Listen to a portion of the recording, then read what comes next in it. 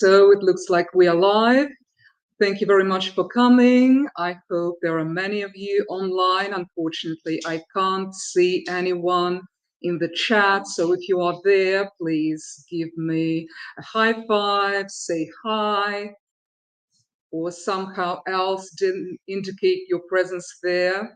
So my name's Anna, and in a couple of minutes we'll start the business analysts meetup in Krakow, and we'll talk about writing emails and how to make it all juicy and efficient. So let's wait a couple of minutes more and then begin. Hi, please. Come in, welcome.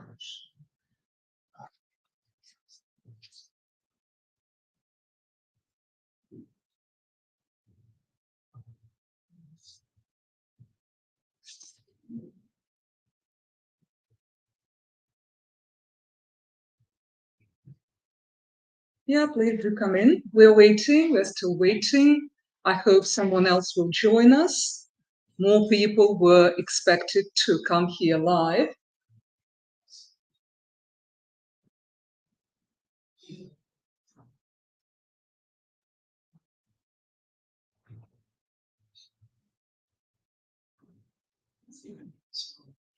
There's a presentation and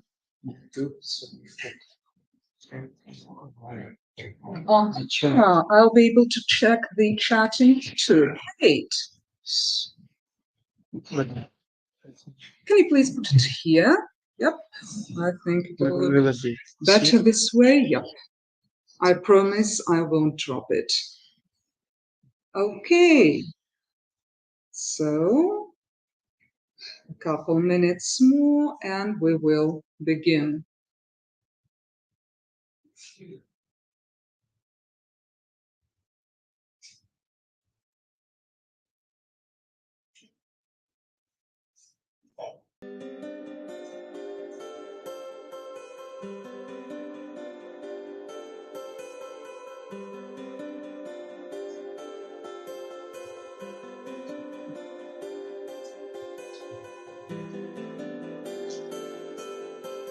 Yeah, people are still coming. Hello, thank you very much for joining. So you see, it was worth waiting.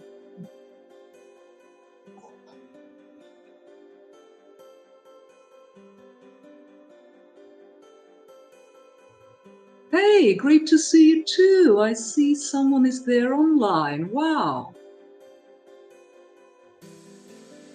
Where are you from, guys? Where are you located now? Yeah, sure thing, sure thing. There will be a recording and it will be circulated together with the presentation.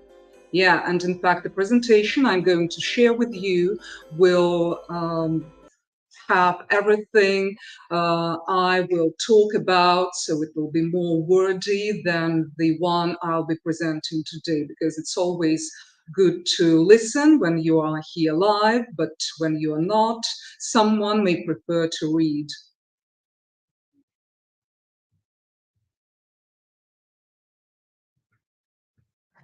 Please do come in. Welcome. Hello and welcome. Please take your seat. We have plenty left.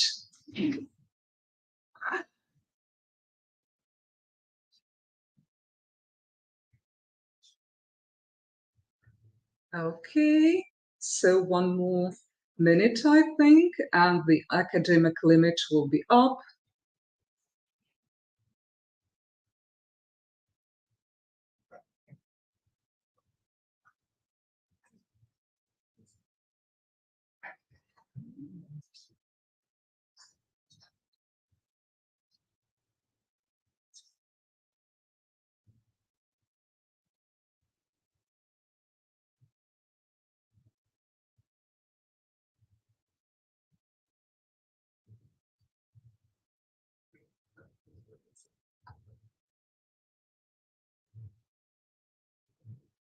All right, so I think we can begin. There are more of us here right now. Thank you very much for coming here live. It's also very supportive to see live faces in front of myself while I'm speaking, and I think it applies to like pretty much any speaker. Let me check 1 second, please. I'm working with this camera for the first time, so I need to see how it works with me, whether it will follow me or not.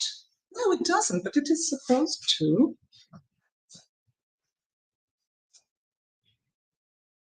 Yeah. Now we're good. Okay. So once again, thanks for coming. And today we're going to talk about the communication cookbook and in particular burgers and emails, what they have in common and how we can apply this cookbook approach to make our emails more efficient and juicier so that people who receive them will be willing to open them and for sure respond. So to deliver the message. But before I start talking about emails, I'd like to introduce myself briefly. And before I started working for Andersen, that happened almost 2 years ago, I worked for I worked with languages and I hold a master's degree in language and literature. And after that, I worked for the World Bank in Minsk for 5 years as a translations coordinator and travel coordinator. Then I joined a large European project, an EU project implemented for the vocational education and training sector. There I worked as an interpreter and later on as a project implementation assistant. And after that, I decided to move on in project management, and that's why I'm here.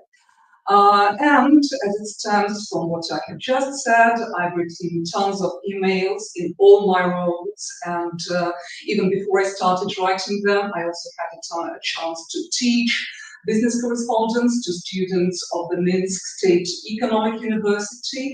And so before I start talking, I'd like to credit my colleagues from the university for sharing their expertise, as well as my colleagues on the numerous projects I worked for sharing the expertise as well and for being tolerant to the mistakes I made on the way while I was learning the science I'm going to share with you. So let's begin.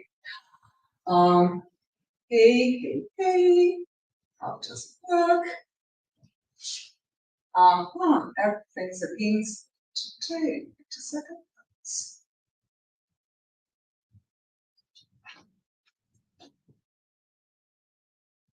All right.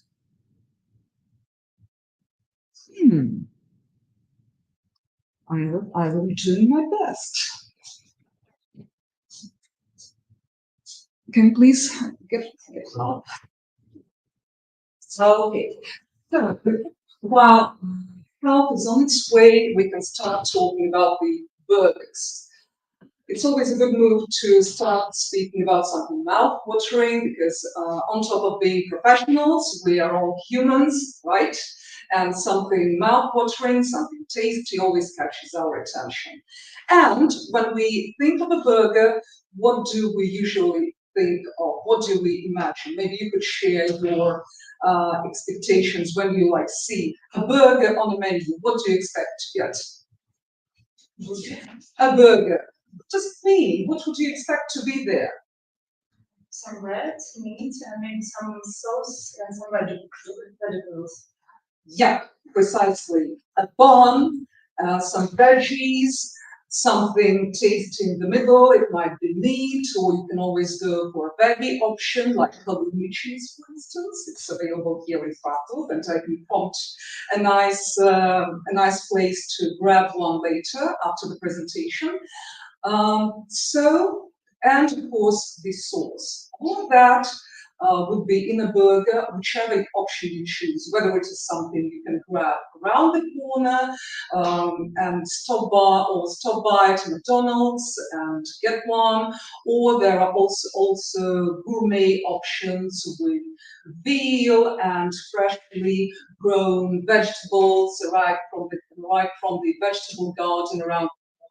But whatever you choose, you expect it to be structured, like there won't be a mishmash of everything in one bowl. It's not a single bowl dish for sure. So you would expect a bun, veggies, something large in the middle, like a meat cutlet or something veggie.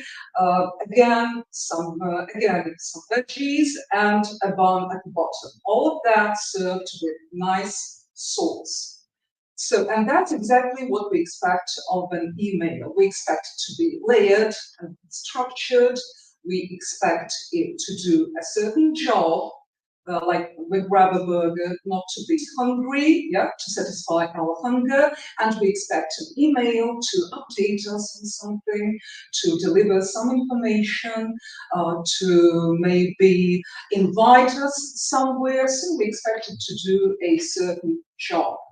Both burgers and emails are widespread means of doing the same thing, and you can find burgers all over the world, be it America, Europe, or Asia. You can find one, and the same applies to emails. We write them in all languages. We write them from one part of the world to another, and of course we expect them to do a certain job. So just a second, is it working now? I tried. No, we are trying. We're still trying. Let me try again now. No, it doesn't work yet. There was a nice animation there. I worked on it. So How do I show it? You need this file. yes, this is the right file. Okay, I tried manually. It doesn't work.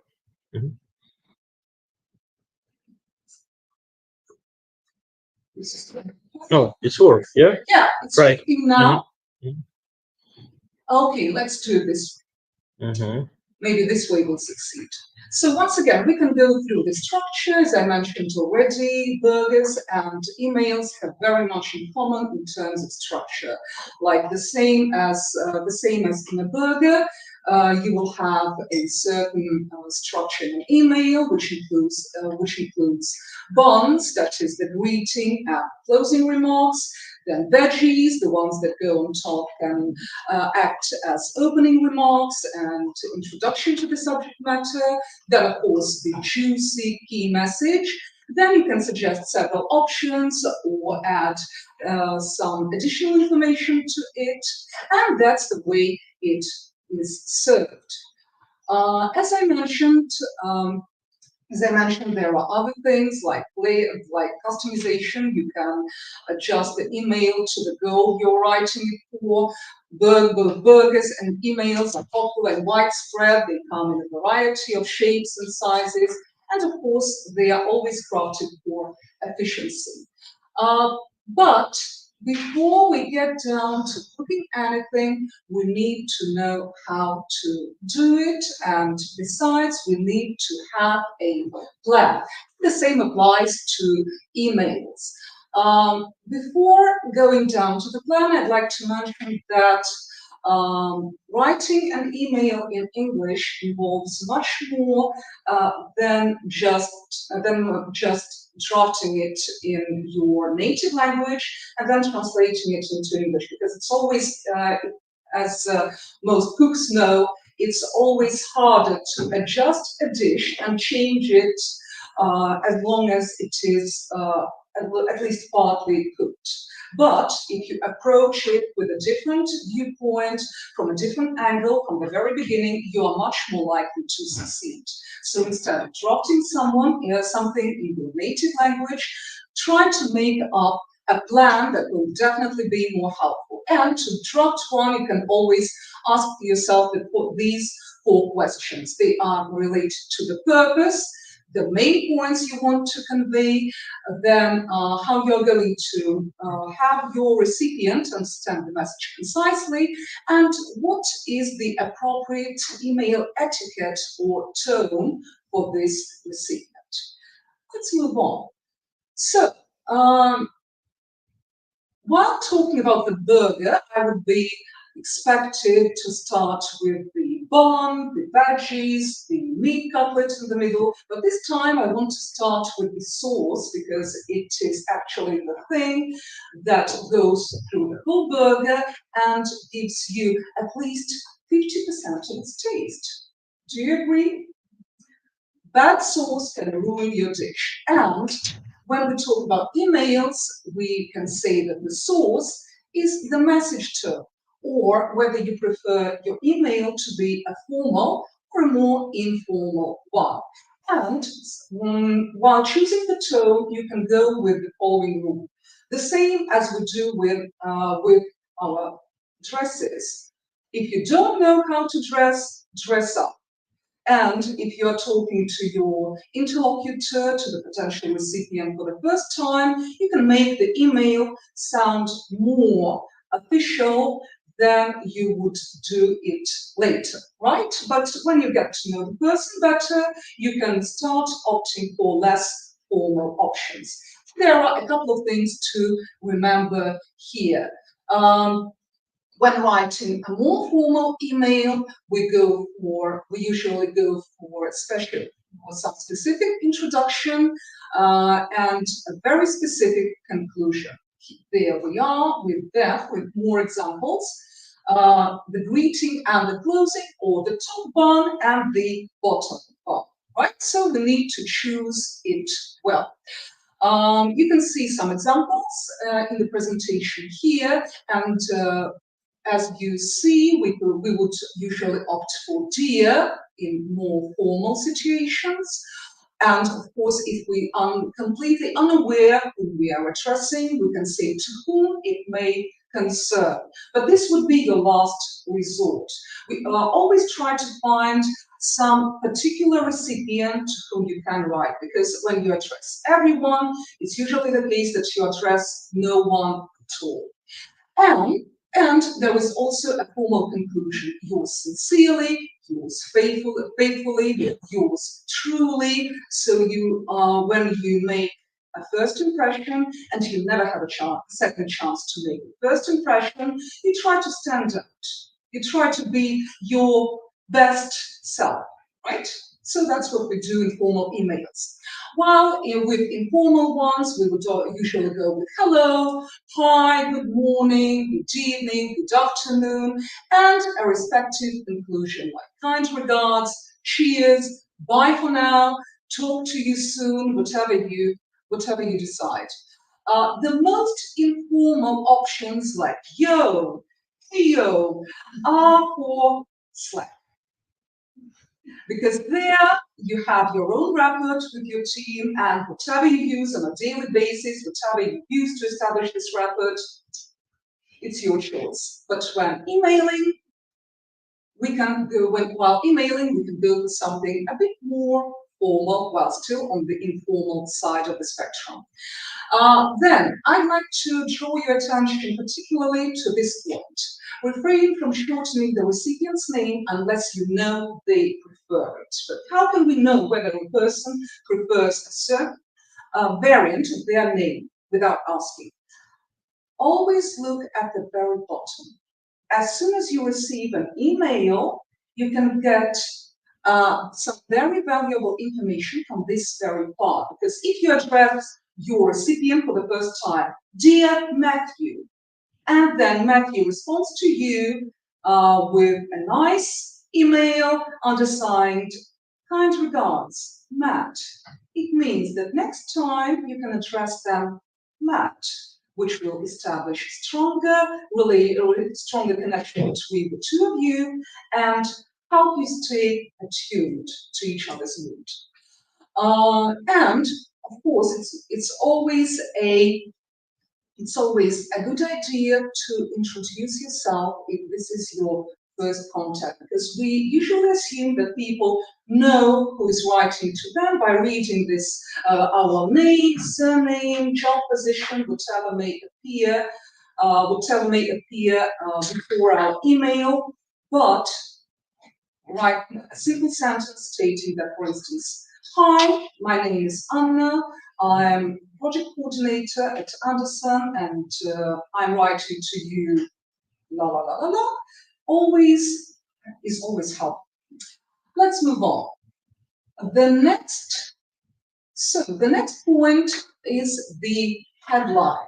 And before you even get your burger from the counter, you have to choose it on the menu, right? You have to choose, you have to opt for something, and when you look at a menu for various burgers with chicken, with beef, with halloumi cheese, whatever is there for you today, you look at the headline, and sometimes your choice can depend on how catchy it is, how informative it is in terms of contents, and how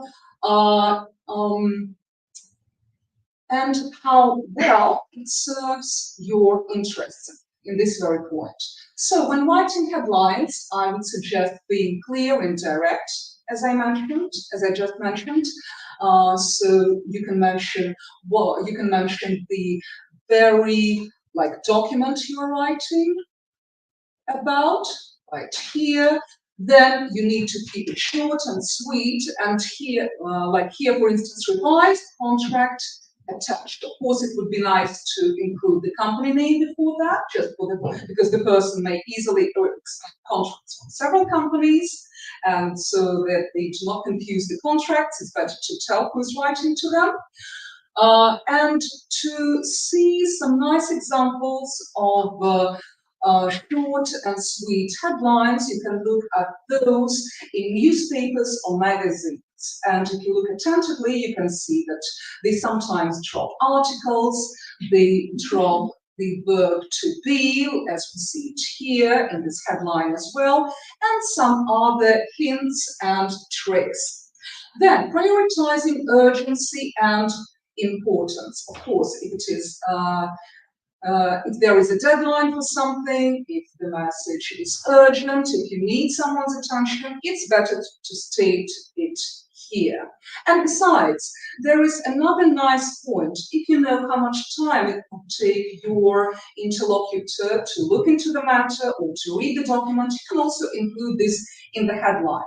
Like, for instance, urgent, confirm attendance for Monday's webinar, 3 minutes. And you immediately let the person know that it won't take much time.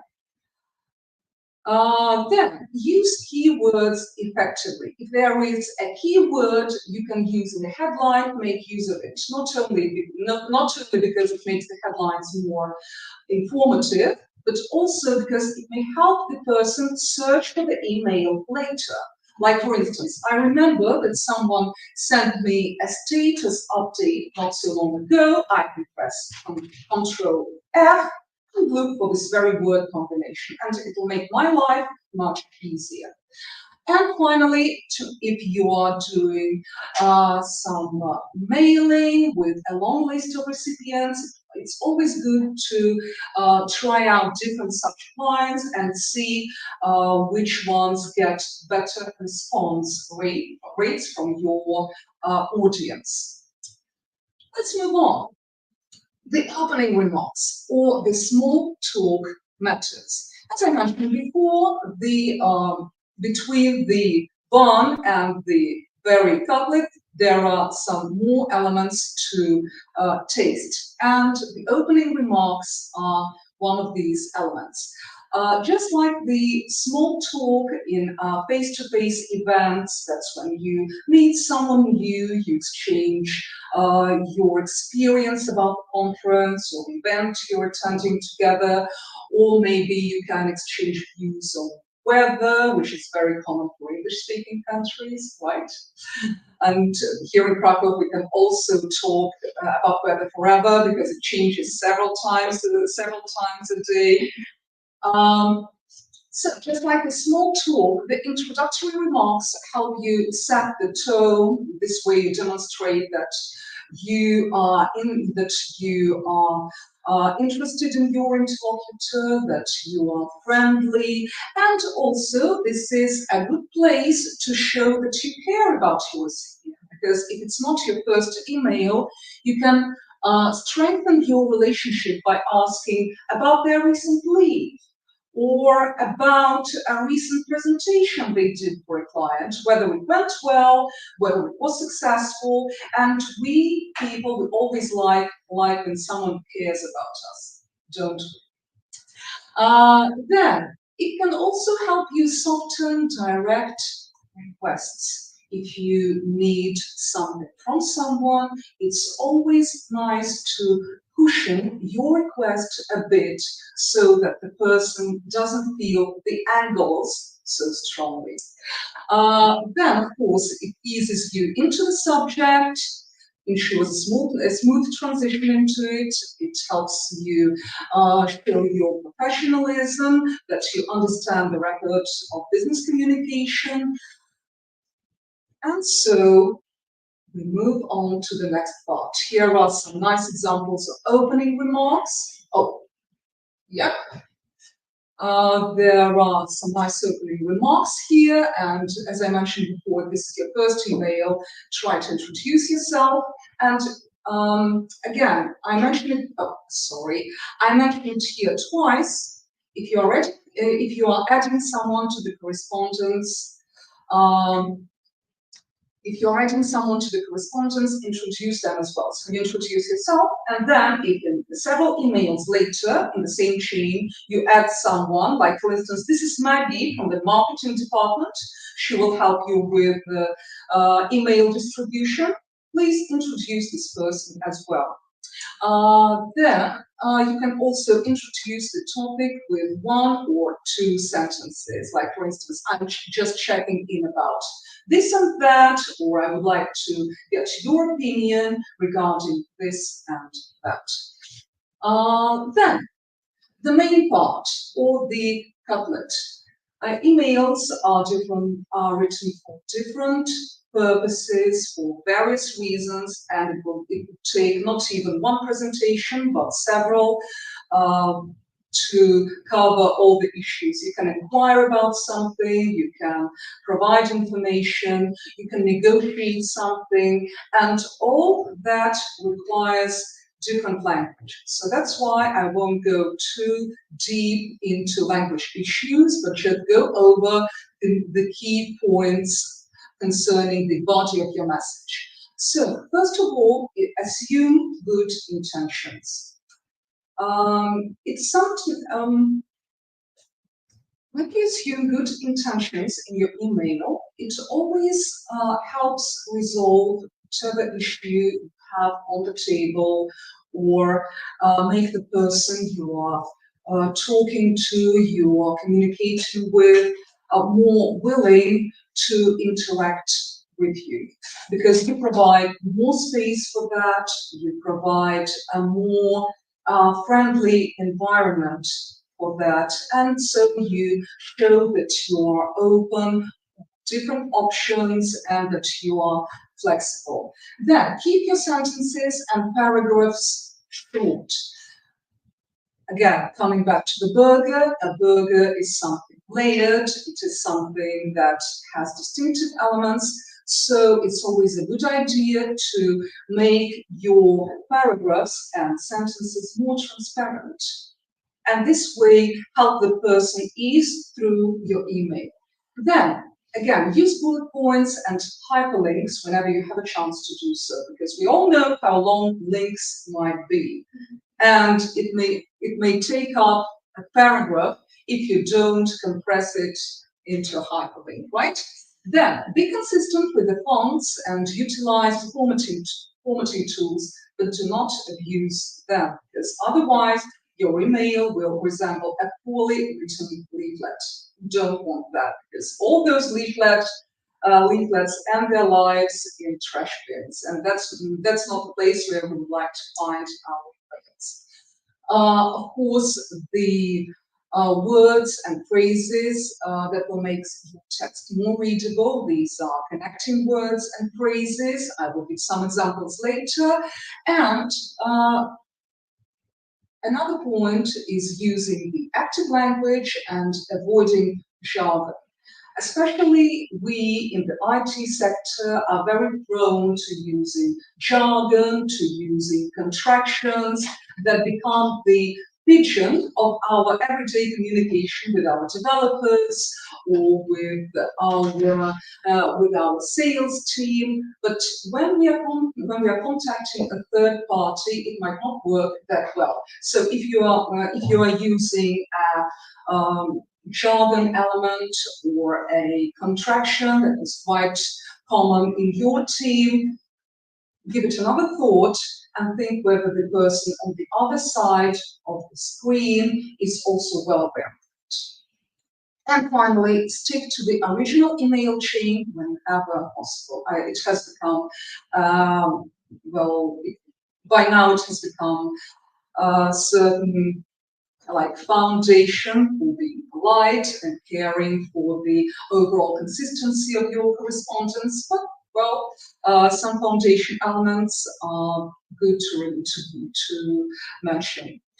So once again, the good intentions. I mentioned that at the very beginning. And here are some tips to show your good intentions in an email. You can use some positive or neutral language, even if the matter is not so pleasant to talk about. Like, for instance, if the person on the other side of the screen will not get the leave they were asking for, or, for instance, if there are changes in the team and it affects the person directly, it is always good to use some neutral language for that and assume that the person will understand you. Then, if you are talking about some hard matter or about some oversight, it's always nice to give the interlocutor the benefit of doubt. Like, for instance, we do not assume that something has not been done, we rather inquire whether it has been done or not. Because sometimes it might be the case that something is done already, but it's not there in your records for some reason, or it's not reflected somewhere just because of the nuts and bolts of the certain systems interacting. So we can leave some space for doubt and this way strengthen our communication. Then we can always acknowledge perspectives, because even a negative outcome sometimes is an outcome and it points to the space for improvement that lies in front of your interaction in the future. It's always a good idea to express appreciation for the job done, even if it's not done completely, or if it's not, it doesn't live up to the standards you expected, because it may create a foundation for better outcomes in the future, and it always helps to learn. Then, focusing on solutions rather than focusing on the dead end, or focusing on something negative in your communication. Then, being clear and direct always helps. Because if you're communicating that something that may be tough, you needn't sugarcoat it. Again, being softer on the language side helps. And on a positive or at least a neutral note. That will help you stay attuned and stay connected in the future. However, whenever you are writing the conclusive remarks, we can rely on several points. When you are going down to your concluding remarks, you need to match the overall tone of the message. It means that if the message was neutral, let's try to stay neutral. But if the message was somewhat on the negative side, closer to the negative spectrum, we can still end with something neutral, but don't try to be overly optimistic or add a standard. Have a nice day, because it can ruin your communication well. For instance, I personally had a case when I was refused a place on a master's program in an international university. And while they wrote the whole thing personally to me, like, "Dear Anna, unfortunately, this and that," they concluded the letter with a standard, "Have a nice day." How possibly my day be nice after receiving such a message? Something like, "Please let us know if we can be of further assistance," or "We hope that you will get back to us later if you decide to continue with some other degrees." I don't know what, but still some human attitude would be much more helpful than a standard response. Then, express appreciation. Again, even if the outputs were somewhat below your expectations, and of course, if the person over-delivered, expressing appreciation adds to the piggy bank of your future interactions. Then, reiterating the next steps, if applicable, and of course, if the email was quite lengthy and complex in structure. If you, for instance, suggested a contract and several options for proceeding with it. Or, for instance, if you expect someone's response on with a choice between several options, you can reiterate that in your concluding remarks. Of course, as I mentioned before, you can offer assistance if this is the case. If you have to deal with something together, if the outcome is not what the person expected, you can offer assistance, and nobody knows what can happen later. Maybe you will reach even higher results. And of course, the conclusion should be concise. However great was your cooperation, or however big are the options, try to keep it simple and short. Now, some good examples of concluding remarks on the formal and on the informal side. And of course, the secret ingredient, which I promised in my announcement to this presentation. Of course, we expect one to be there, but unfortunately, there is no secret ingredient that would work for anyone but for your own personality, because we have, even if you have a plan, a good structure, or you know all the phrases, you know how to play with the tone of voice, without your personality, and sometimes even without your imperfections, it's like this. It won't work, because right now, in the era of ChatGPT and other assistants that promise to do everything instead of us, we still remain humans. And we want a human to be on the other side of the screen, because the interaction with humans is what we are made for. So that's it on the main part. Thank you very much for coming here. Thank you very much for being with me despite all those tricky moments at the very beginning, and maybe you have questions you would like to ask. I'll check online, maybe we have questions there. Yes, just a second. Okay, slide number 13. But you will get a presentation in the email, in the form of the email. 13. Okay, there we are. Yeah, sure thing. That's why I put them here. But there will be more in the email. Let me check again. Guys, are you still with me?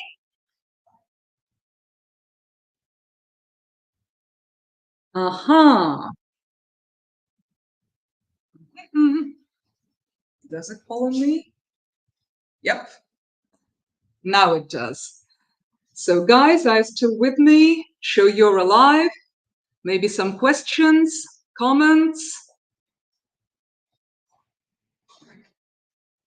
Well, if there are none, I think I will talk a bit more, keep you a bit longer. Guys, do you still have time? Yeah. Right. There was a question from a colleague of mine. She asked earlier today whether it is a good idea or not to say thank you in advance when asking someone to do something. Well, it's quite common. It's still quite common.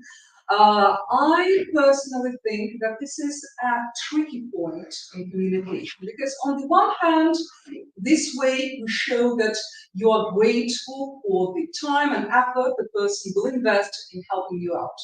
But on the other hand, it may also be a sign of you kicking the ball to the other person's side of the field and asking them to get it done for you cleanly, quietly, without asking any further questions.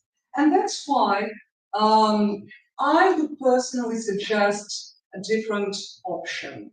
When asking someone for assistance, you can show that you stand ready to provide whatever information is required to fulfill this request of yours, because, for instance, they can need some more detail from you, or maybe some access, or whatever else they may require. And you can show that you're always available for communication. Usually that works better.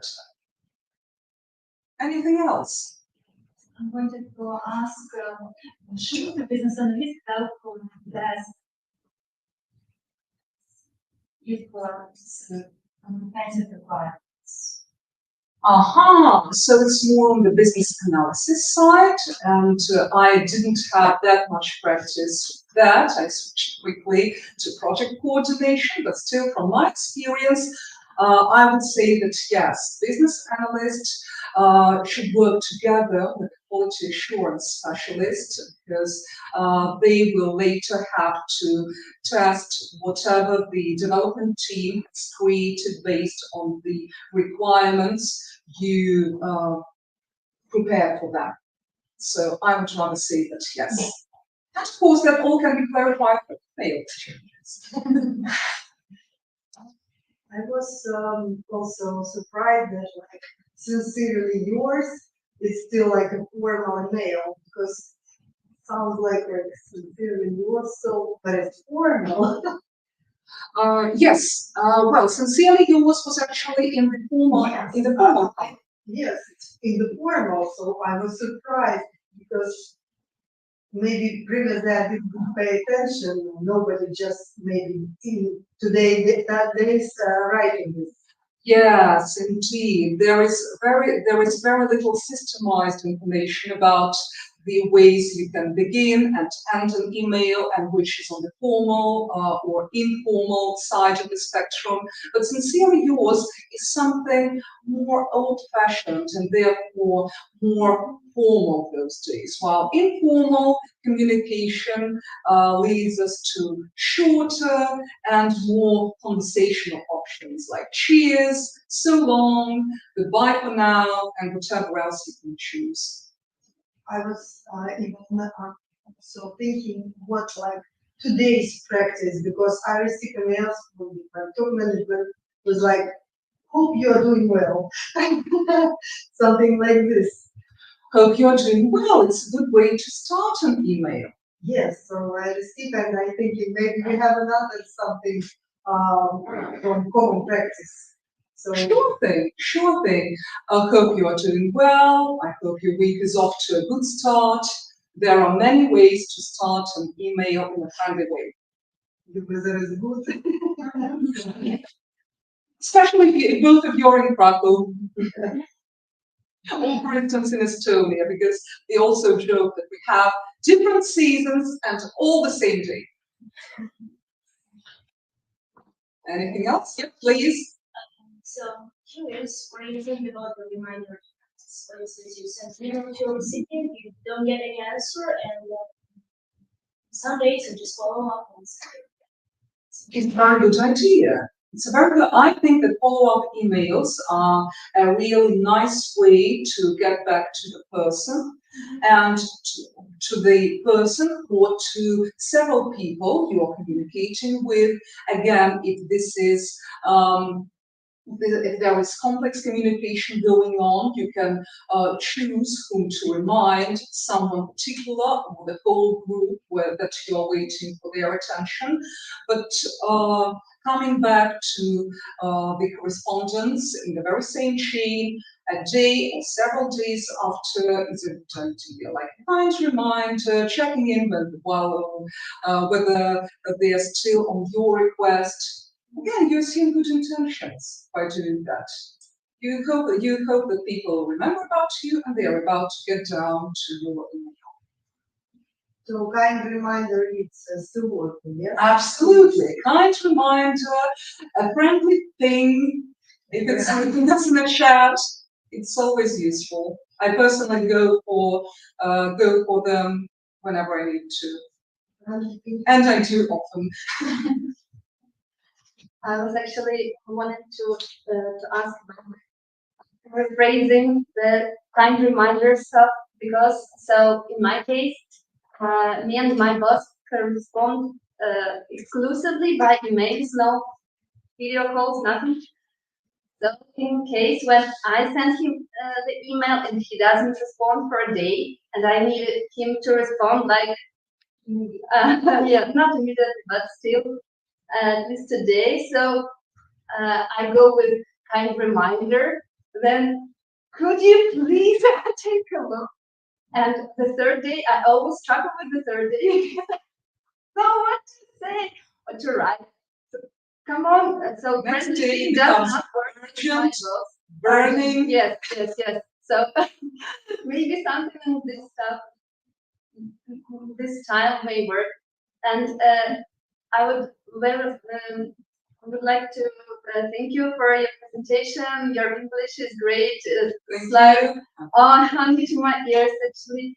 And just one comment I would like to add about timing the emails. It's very important. If you know that your recipient likes to, I don't know, to browse his mail early or in the evening, so please stick to that.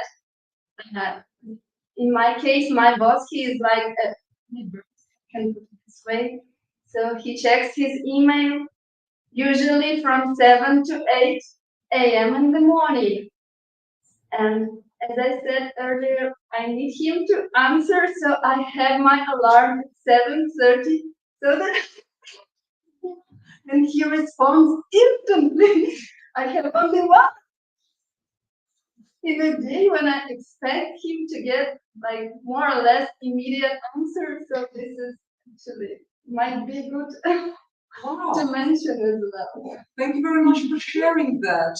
And well, these people, the early birds, they do exist because I myself am an owl and it's really hard for me to get up early, even if I know that there is a flight that will take me to my vacation destination. I still have to set several alarm clocks to be there on time. But well, thumbs up for you. And again, email timing is really important, especially if you know that that your interlocutor's email box can get overflown with emails by a certain hour. Then of course it's better to email them closer to the time they check the email, because that way your message will be on top of their pile, right? Then, as you asked for help, but I see that you yourself found a great workaround, and so you already know when to email your boss. And the only thing I can add is that you can maybe indicate the urgency in the headline, and you can establish a system of cards, for instance, which I did on one of my projects earlier before, because I needed approvals from several people who were located in different time zones, and those were Uzbekistan, France, and Canada. And so we established a system of cards, the way it works in football, like a yellow card and red card. If it is yellow code, if the code of the card is yellow, it may wait for some time, but I expect a response within 24 hours. But if the card is red, it should be done immediately as soon as they open the email box and see this message coming. That might help. And about time of sending messages, we also can schedule the sending. It really helps quite often because for me it's quite easy to overslept. So, or for example, whenever some time zones which are too different to mine, especially which are much more like Asia, it really helps. Because when you wake up, you finally see some answers and you can start work. Thank you. I have actually thought about it. Or, for example, you're going on vacation, or plan to have a vacation, so you can send some scheduled emails for your colleagues or for your customer and so on to remind them something, or maybe some help in advance, especially if it's Friday evening and you want them to meet to see this info on Monday, but you, for example, put, or you just don't want to do anything connected with the job. It really helps. Okay, great. Thank you. Yeah, so it is. By the way, it's a great idea, and if you don't mind, I'll add another slide on email timing to my presentation, because it's something I oversaw and it could really help. So yeah, I put it to this. Anything else?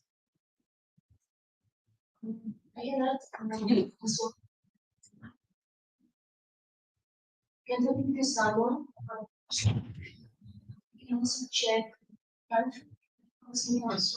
location, working hours, you can start Friday, Saturday, so it's which one done. And also there are some vacations that we don't in our country, so it's better just to check before you send the email. Yep, that's completely true, and I have a project with Qatar, and that's exactly the case. Their working hours are earlier than ours in the CET time zone, and they have weekends and Fridays and Saturdays. That's why good timing matters as well. So, well, thank you very much for being so active.